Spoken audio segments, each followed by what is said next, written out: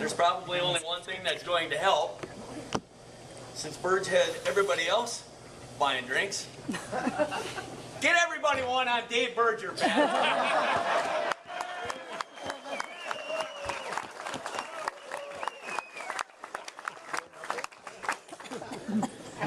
Where are you looking at? Rich Petry is pretty easy to talk about. The only problem is where to begin. Now, I don't know if you're like me, but I am. And I like facts. So let's start with the facts that I put down on his nomination form. He bowled in a lot of leagues over the years. He had 10 years in the Men's All-Star League at South Plains from 76 to 85. During that same time, he bowled in the Cooley Classic League, the Cooley Golf Bowl. He also bowled in the Schmidt-Blatz Alma Mater League at the Sports Bowl from 1980 to 85. He bowled in the Men's Traveling League from 76 to 82 and from 86 to 2006. At West Bowl Lanes, he bowled in the Industrial League from 1985 to 2005. And from 1985 to 2010, he bowled in the Tavern League, Merchants League, and the Social League. In the local association tournament, he bowled 35 tournaments, starting in 1976 and ending in 2010. He spent a couple years as assistant tournament director for Dave Berger in 1975 and 76, and I'm sure he decided that that was enough tournament directing. In 1980, he was a team champion with the Alumni Inn. He also had a second place doubles finish that same year. In 2002, he was a scratch all events champion, and he also had 5 other top 5 team finishes and 3 other top 5 doubles finishes. State tournament, he bowled in 35 tournaments, also from 1976 to 2010. In the National ABC USBC tournament, he bowled in 30 tournaments during those same years, 1976 to 2010. And what I feel is probably his most impressive accomplishment, across those 30 tournaments, he had a 192 composite average. And there's several people here that have bowled probably in that many or close to that many. And I bowled in a couple. And I bow down to you. I think a couple years I bowled, I had a 142 composite average. It's pretty impressive across 30 years. Personal bowling achievements include 41 years of sanctioned bowling, beginning at age 12. God, that was a long time ago. His first 700 was a 716 at age 16 at the Sports Bowl. Throughout his career, he's had 8 300 games and 5 800 series. He held 2 house records at one time, 828 at Nordic Lanes, I was there to witness, and 825 at West Bowl Lanes. He had the high house average of 212 in the 1980-81 season at the Cooley Golf Bowl, and he had the high house average 21 different times at West Bowl Lanes between 1985 and 2010. He also had the highest average in the entire association for 2 consecutive years, 232 in the 98-99 season and 227 in the 1999-2000 season. He didn't miss the pocket very often, and he very rarely missed the 10-pin. He left an occasional 8-10 split and an occasional 5-7 split. But he was the master of picking up 5-7 splits. In fact, I would say he picked up 8 or 9 out of 10 5-7s, which inspired me to go from 0 to 1 up to 1 to 2 on every 10. He was unbelievable shooting the 5-7 split. He has also been an active member of our local chapter number 1 700 Bowling Club since 1975. He received the Association Appreciation Award in 1997. As far as meritorious bowling service, he spent 25 years as a proprietor of West Bowl Lanes and another 7 memorable years as the co-proprietor of Nordic Lanes. He is a past board member and president during the 1985-86 season of the Lacrosse Men's Bowling Association. And he was instrumental in helping to do a lot of things in the bowling community. He helped to revive the Lacrosse Men's Travel League. He helped to form the Lacrosse Winona Bowling Challenge and is a past co-captain. He helped to form the Lacrosse Area Bowling Council, and he was always instrumental in promoting entries for the local association, state, and national tournaments. He also founded the Helen Morton, Gary Betts, and Levon Beisman bowling scholarships that benefit area youth bowlers. Wow. That is a very impressive bowling career from all aspects. It's really too bad that it had to end early. Because of you, Smiley. It's all fun and games until somebody ends up with a knee injury that turns into knee replacement surgery. What are you going to do for an encore? Pants the Pope? Real nice. As good of friends as Rich and I are, and in spite of how long I've known him, the truth is that I can't say that I really know him all that well. He is intensely private and unbelievably humble. So just who is Rich Petry? To get the best answers to that question, I asked the people he grew up closest to. Sister Jean says, my skinny little brother grew up on Copeland Avenue, which just happened to be across the street from the Sports Bowl, where he recorded the first of many strikes in his career. Not only did he become a dedicated bowler, he is also a very dedicated family man, dedicated to his friends and community. He has always been a kind, generous, and sensitive guy, but he can also be quite the jokester. Brother Bob says, as the older brother, I felt responsible to teach Rich nothing but good habits. And I think everybody here would agree that your intentions were very honorable. It's just a shame he picked up all of those bad habits when he started running around with that Gary Osgood character. Sister Mary says, I know he looks way older, but he's actually younger than me. And still, I've always looked up to him, seeking his advice and words of wisdom. As a child, Rich was very quiet, but also very athletic.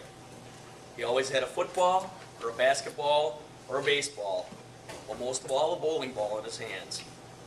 Now I see him as a successful businessman, devout man of God, and a wonderful husband to Kate, but most of all, as one of the best bowlers in the area. Sister Kathy says, Rich is the most genuinely kind-hearted person I have ever known. He doesn't like to be in the limelight or draw attention to himself in any way, preferring to sit back and watch someone else shine. He had a very special relationship with his mom and dad, is a father figure to his nieces and nephews, a fun-loving brother, and a true friend to many.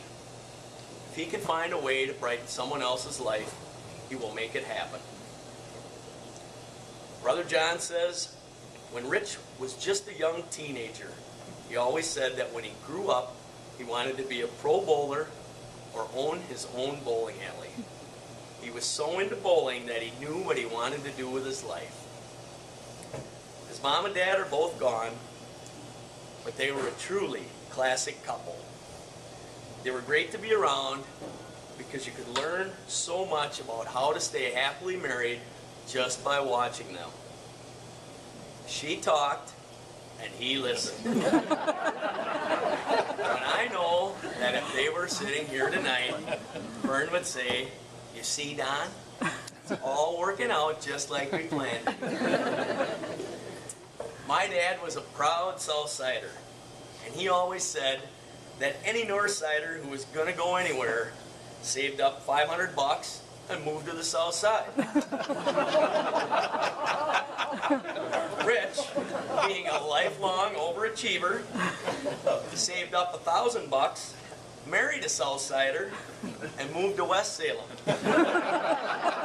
Yes, It was a slight breach of north-south etiquette, but I think he had the blessings of the town elders, and I'm pretty sure it was at least half the reason that my dad moved to West Salem, just to help smooth things over. I think back then they wanted 2 Southsiders for every Northsider they let in. Something. Rich got up there and turned West Bowl Lanes and then Features into an incredibly successful bowling center, bar, and full-service restaurant in the middle of what turned out to be a very rapidly developing area. He was not lucky. Nobody ever handed him anything. He worked very hard, he had a great plan, and he had some very good help. He did so many generous things for so many people.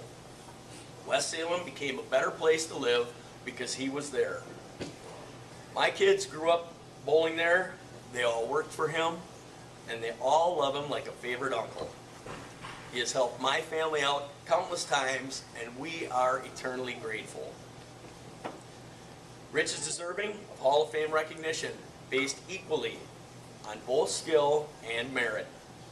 He was a top-notch bowler, proprietor, sponsor, and promoter.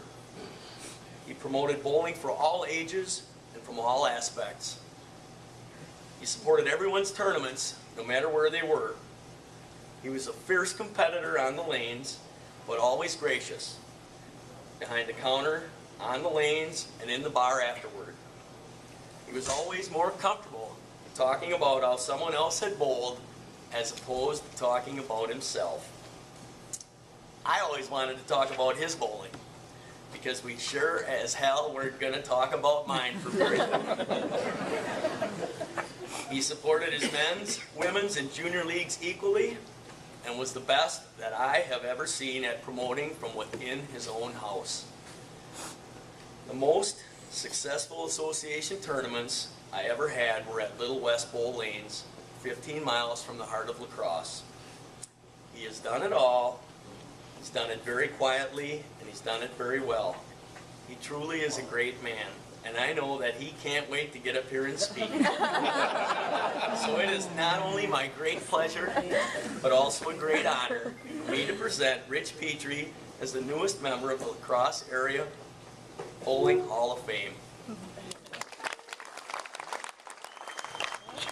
First of all, I would like to congratulate the Miller family on Corey's induction. Congratulations, he's well deserving of it. I knew him when I was a little kid, so a lot of good memories. Again, thank you, Jerry, for all those kind words. I don't know what else I can say. I thought you were talking about somebody else. You will all have to excuse me. I'm not much of a speaker, so I had to write some things down so I can make some sense of what I wanted to say. So this will be short. When I was thinking of some things to say tonight, I thought of something that Wisconsin Badgers basketball coach Bo Ryan recently said in an interview after his 700th career victory. He was asked what he contributed success to, and he said, "I'm old, I've been around for a long time." Well, to some degree, both apply to me. Then Bo Ryan proceeded to talk about the real things that got him there. Came down to the people he was surrounded by, which included his players, coaches, family, everyone that it took to make up the basketball team. So that is how I feel tonight. I feel very fortunate to be surrounded by a lot of good people. So I would like to take this time to thank some of them. First and most importantly, my wife Kay and all my family and friends that are here tonight. You are all very special to me. A lot of you know that I'm a North Sider and we grew up right across the street from the sports mall on Copeland Avenue. Bowling has been a huge part of my life for the last 45 years. It all started back in about 1970 when my sister Kathy and brother John and I started bowling junior league at the sports bowl. I remember lining up every Saturday morning about 9 or 10 o'clock in the morning before the doors were even open. Janice Thompson was our coach. She always found time for us and helped us a lot while drinking her coffee and talking about her Friday night bowling scores. like to thank Dave Berger. At that time, Dave was involved with the junior bowling program and worked at the Sports Bowl. When I was in my mid-teens, he took me under his wing and gave me my first pair of bowling shoes, which were actually his old pair. Pretty kind-hearted guy he was. He convinced me to get a fingertip bowling ball, saying that I'll be bowling 700s in no time, and he was right. After that, he recruited me to bowl in my first men's league, which was the Cooley Classic on Monday nights and the Thursday night men's All-Star League, and then invited me to bowl at Nationals, which I did for 30 years. He has been very influential in my life, both in business and with bowling. And even through all that, we are still friends today. I'd also like to thank Joe Bladorn. He has not only been a business partner of mine at one time, but we worked together in planning and organizing many teams for the state and nationals for many years, which kept me involved and enthused in the game of bowling. And last but not least, Jerry Betts. What can I say now? Jerry has played a very important role in helping to form many of the West Bowls men's leagues and was in charge of the junior bowling program for many years.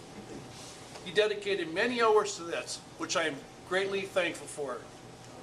We also worked closely recruiting bowlers and organizing many teams for bowling events such as the 700 Club, Men's City Tournament, State Tournament, and numerous fundraisers.